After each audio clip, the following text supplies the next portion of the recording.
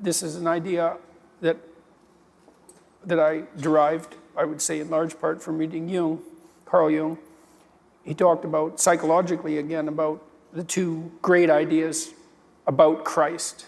There's the idea in John, and that Christ is the Word that was there at the beginning of time and at the end of time. It's this temporally eternal divine Word, impersonal in some sense almost.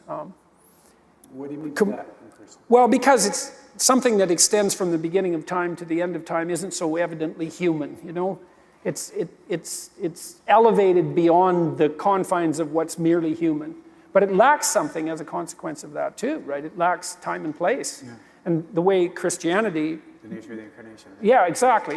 It bridges that gap. I had a student once who asked me, why don't we just tell the same archetypal story over and over? Why do we need all these variations? And I thought, that's a really good question. I'm not exactly sure about that.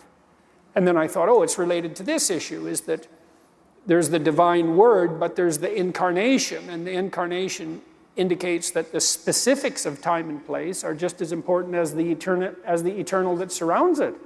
And so then I would say, well, that's probably true in each of our lives, is that, well, how do we reconcile this? And well, that's your ethical adventure, how you reconcile that. And we each do it in our own way and with tremendous difficulty, I would say. And we do it aided and abetted if we're fortunate by people that love and care for us. But that is the challenge, a huge part of the challenge of life. And this is something I tried to concentrate on in this last chapter, is how do you bear the suffering that is at the crux of life without becoming tempted and embittered? That's really, really difficult. Now, someone might point out, go ahead and be bitter, see where that gets you. And if you have any sense, and generally people have at least some, they know that being sick and bitter is worse than just being sick.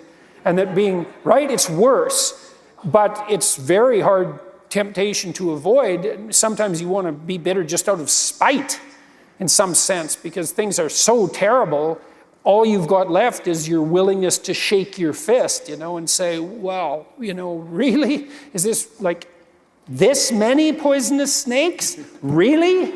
That's like, maybe I could have learned with just 1 or 2, not 100. And so, but we're all stuck with that. And I think we're stuck with it at every level of our life, in some senses. How do we maintain a high order moral orientation in spite of suffering and malevolence? Yeah, when I was a young seminarian, one of the things that I struggled with, I worked in a neonatal intensive care. In this summer, I baptized over 20 babies, and all the babies died. And it was I was a seminarian, I was supposed to have all the answers, right? And they'd come to me and they'd say, tell me real quick, why did this happen? This God, why did he allow this to happen? And I came to the place, a couple things. One is that I didn't have to defend God. Like in my own mind, in my own heart, there was something very freeing in that. I don't know why. I mean, what kind of explanation? Let me explain to you why this happened. Oh, well, thank you so much, brother. Yeah, that makes sense. I wish somebody would have told me that, right? But what I did, what I would continually come to is that, and this is a mystery of the faith, that Jesus is present in the midst of the suffering. And I tell this story. Actually, the first book I wrote was on freedom. And I spent a lot of time in that Exodus text, because that's the invitation to look at Pharaoh and be freed in that. But that when we're children and we fall down and we scrape our knee, our mom comes and she kisses us and said, it's going to be okay. And it is. I mean, really, what has she done? She's kissed me on the head and she's patted me. She said, it's going to be okay. But we grow up and we don't think that's enough anymore.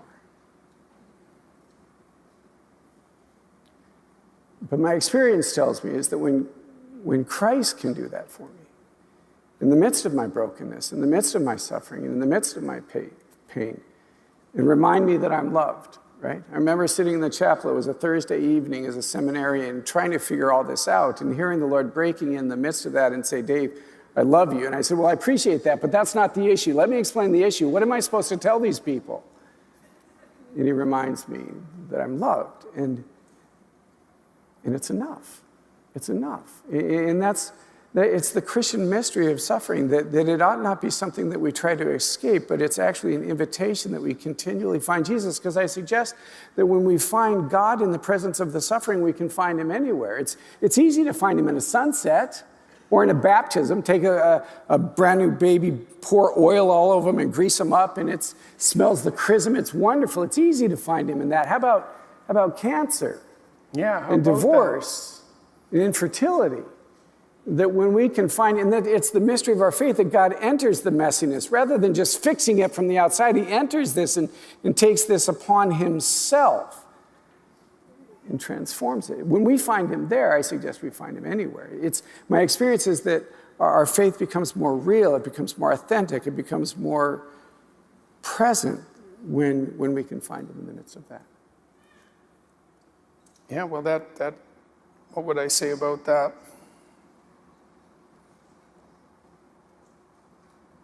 Well, I guess one of the things I would say about that is that perhaps it looks like, we have something difficult to do, as it turns out. We might think, and why wouldn't we, that we would rather that things were easy and pain-free, and fair enough.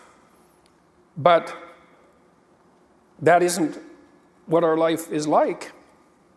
It's extremely difficult.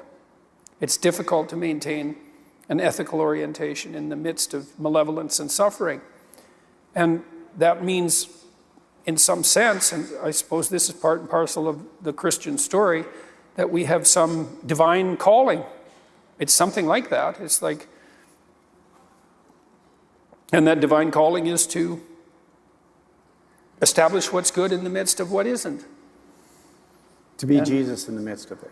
To be Christ. Yeah, and that's that's the question. See, I guess I don't know exactly what to make of that, because I don't know to what degree we're called on to find Christ in the middle of that, let's say, or to be lifted up like that in the middle of that. I think it's both and. Fair enough. I think so. The Christ, to the degree, and this is, I think, if I can't, and this is hard, if I can't find Christ in me, then I can't find him in them. And that if I don't see what he's done, how he's alive in me, then it's, as a priest or as a believer, it's hard for me to invite somebody else to that. And it's hard for me to see him in somebody else. So that's where I have to first, Paul says that it is Christ who is alive in me. When I experience that, not just read it, it's not just a corpus that we look at, that we read the Bible, but it's alive, it's a living word. When that becomes alive in me, then it allows me to be able to see that in other people. Because I know me. Because if I can find him in me, because I know what goes in this head. Well, and you see, when you see people who are noble in spite of their suffering, it is ennobling, it is uplifting. Really it is. And it's been striking to me too, people